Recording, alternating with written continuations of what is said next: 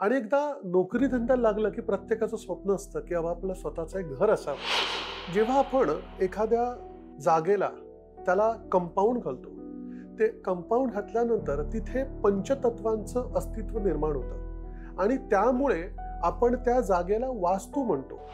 जेव्हा त्यातनं सकारात्मक लहरी येतात तेव्हा आपण म्हणतो की हे घर मला खूप लाभलं. आणि जर आपल्याला काही कुरबुरी चालू झाल्या, शारीरिक किंवा मानसिक किंवा आर्थिक आपल्याला व्यथा चालू झाल्या की आपण म्हणतो काहीतरी प्रॉब्लेम आहे. 45 देव ती जी प्रतिकृती होती तिला उलटं पाडलं आणि तिला दाबून धरलं आणि सांगितलं तुला खाता येणार नाही कारण मी माझी निर्मिती आहे. नमस्कार, माय महानगर मानिनीमध्ये तुमच्या सगळ्यांचं पुन्हा एकदा खूप खूप स्वागत. घर म्हणजे आपला जिव्हाळ्याचा विषय. ज्या घरात आपण राहतो, वाढतो आणि मोठे होतो त्या घरावरती आपलं खूप मनापासून प्रेम असतं. पण कालांतराने घरात कुरबुरी सुरू होतात, आर्थिक अडचणींचा सामना करावा लागतो, आजारपण वाढतात. अशा वेळी मात्र या घरातच काही दोष आहे का असा प्रश्न आपल्या मनात येतो. का बरं असं व्हावं? आपल्या आजारपणाचा आणि आपल्या आयुष्यात घडणाऱ्या सगळ्या घटनांचा आपल्या घराशी खरंच संबंध असतो का? या वास्तूशी काय संबंध असतो याच विषयावरती आज आपण बोलणार आहोत आचार्य आशिष कारेकर सर यांच्याशी. नमस्कार सर, मानिनीमध्ये तुमचं खूप खूप स्वागत. सर, मला असं विचारायचं आहे, वास्तू म्हणजे नक्की काय? बघा, वास्तू म्हणजे संस्कृत वस या धातूपासून निर्माण झालेला शब्द आहे. वस म्हणजे वास करणं, जिथे आपला निवास असतो आणि हा निवास आपण राहण्यासाठी किंवा उद्योगधंदा करण्यासाठी वापरतो. आणि ही निवास करण्याची जी जागा आहे ती जागा म्हणजे वास्तू. मग वास्तूला आपण घर असं देखील म्हणतो, तर काय फरक आहे वास्तू आणि घर मध्ये? जेव्हा आपण एखाद्या जागेला त्याला कंपाऊंड घालतो, ते कंपाऊंड घातल्यानंतर तिथे पंचतत्वांचं अस्तित्व निर्माण होतं आणि त्यामुळे आपण त्या जागेला वास्तू म्हणतो. आणि तिथे आपण जे घर बांधतो त्या प्लॉटमध्ये, त्या बांधलेल्या घराला आपण तिथे राहतो म्हणून त्याला आपण घर बांधलंय असं म्हणतो. आता वास्तू, घर किंवा भवन ह्याच्यात तसा शास्त्रोक्त विशेष फरक नाहीये, परंतु आपण जेव्हा त्याला प्लॉट म्हणून बघतो तेव्हा त्याला आपण एक वास्तू बघितली असं म्हणतो. आणि त्या वास्तूमध्ये जेव्हा आपण राहण्यासाठी किंवा उद्योगधंद्या करण्यासाठी कन्स्ट्रक्टेड बांधलेलं जे आतमध्ये निवास असतं त्याला आपण एक घर किंवा ऑफिस असं त्याला आपण म्हणतो. पण बऱ्याच वेळा असं होतं की आपण ज्या घरात राहतो तिथे समजा जेव्हा काही कुरबुरी सुरू होतात, काही अडचणी यायला लागतात, तर बरेच जण त्या घराला दोष द्यायला लागतात, म्हणजे आमची वास्तूला दोष द्यायला लागतात. तर असं का बरं व्हावं? म्हणजे असं का होतं? पूर्ण वास्तुशास्त्र या विषयाचा जर आपण अभ्यास केला तर बघा, आपण जेव्हा लहानाचे मोठे होतो, आपण आपली स्वप्नपूर्तीसाठी आपल्याला आपलं शिक्षण झालं की आपण नोकरी धंदा करतो. आणि एकदा नोकरी धंद्याला लागलं की प्रत्येकाचं स्वप्न असतं की बाबा आपलं स्वतःचं एक घर असावं. आणि त्या दृष्टीनं मग आपली साठवलेली पुंजी, मग मिळणारं कर्ज आणि याप्रमाणे आपण ठरवतो की आपलं लोकेशन फिक्स होतं आणि त्याप्रमाणे आपण जागा घेतो, तिथे जाऊन त्या जागेत आपले पैसे गुंतवतो. मग आपण काही महिन्यांनी त्याचं पोझिशन घेऊन तिथे राहतो आणि राहिल्यानंतर काही दिवसांनी आपल्याला जेव्हा त्यातनं सकारात्मक लहरी येतात तेव्हा आपण म्हणतो की हे घर मला खूप लाभलं. आणि जर आपल्याला काही कुरबुरी चालू झाल्या, शारीरिक किंवा मानसिक किंवा आर्थिक आपल्याला व्यथा चालू झाल्या की आपण म्हणतो काहीतरी प्रॉब्लेम आहे. मग आपण काय करतो, आपण गुगलवर किंवा युट्यूबवर जाऊन त्याचे व्हिडिओ शोधतो, मग त्याच्यातून आपण काहीतरी उपाय करतो. पण मुळातच वास्तू करणं किंवा वास्तुशास्त्र ह्याला महत्त्व अशासाठी आहे की फक्त आपण जर उपाय केला तर त्यांनी आपल्याला एक दोन उपाय केला तर त्यांनी आपल्याला विशेष एवढा फरक मिळत नाही. कारण वास्तू एक तबकडीसारखी आहे. वास्तूवरती रेमेडी म्हणजे वास्तूवर रेमेडी ही नेहमी बॅलन्स असावी लागते. वास्तू ही आपण रेमेडी करतो म्हणजे वास्तू बॅलन्स करतो. मग आपण होतं काय, एखाद्या उपायाने काहीतरी उपाय करायचा आणि मग त्याच्यावरती ती वास्तू इम्बॅलन्स झालेली असती, त्याला बॅलन्स करू शकत नाही. पण इम्बॅलन्स आणि हे जेव्हा आपण एका सखोल जाणकाराला दाखवतो तेव्हा आपल्याला त्यातले खरे दोष समजतात.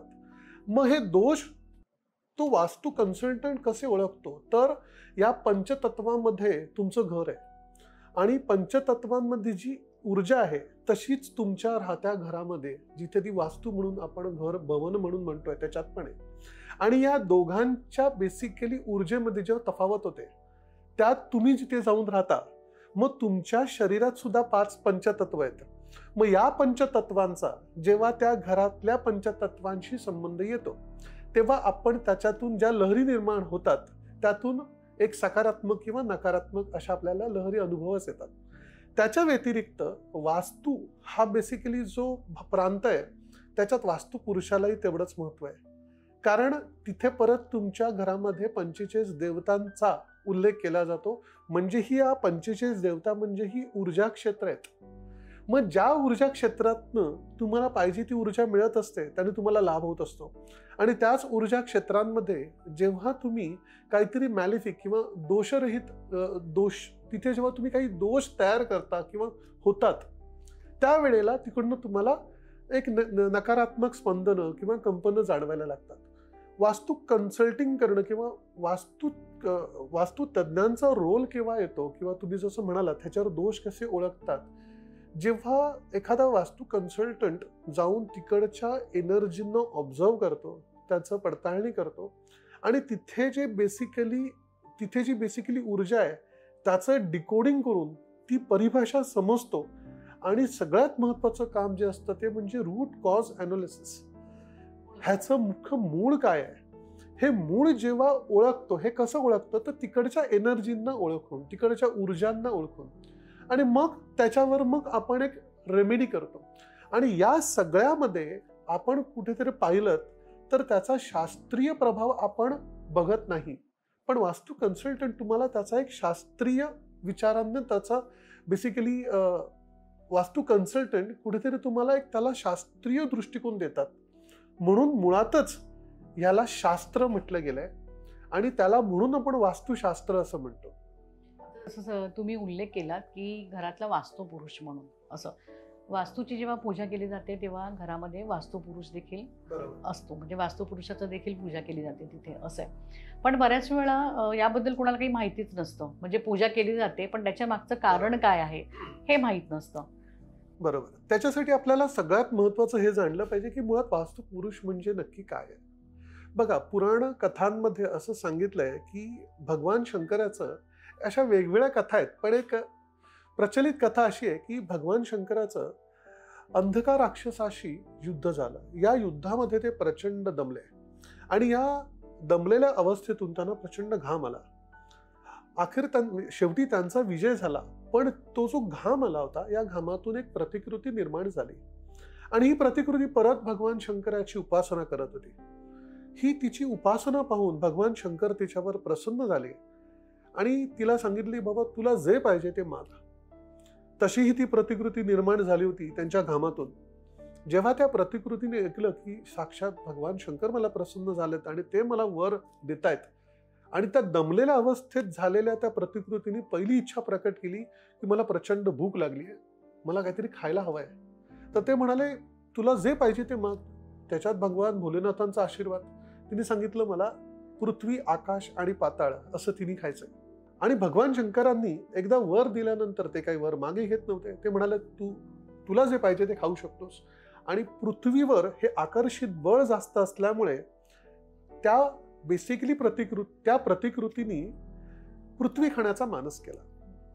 आता ब्रह्मा हे जे पृथ्वीचे निर्माण करतायत त्या हे सगळे पाहत होते आणि त्यांनी लगेच ती जी प्रतिकृती होती तिला उलट पाडलं, तिच्यावर मध्यावर जाऊन बसले आणि अजून बरोबर 44 देवतांना घेतलं. म्हणजे एकंदरीत 45 देव ती जी प्रतिकृती होती तिला उलट पाडलं आणि तिला दाबून धरलं आणि सांगितलं, तुला खाता येणार नाही कारण मी माझी निर्मिती आहे.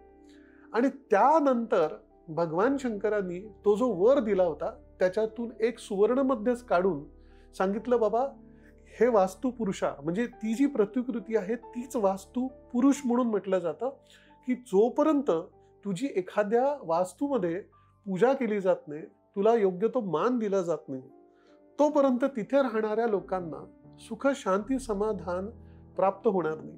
आता हा जो वास्तुपुरुष आहे त्या वास्तुपुरुषावर हे 45 देव बसलेले आहेत.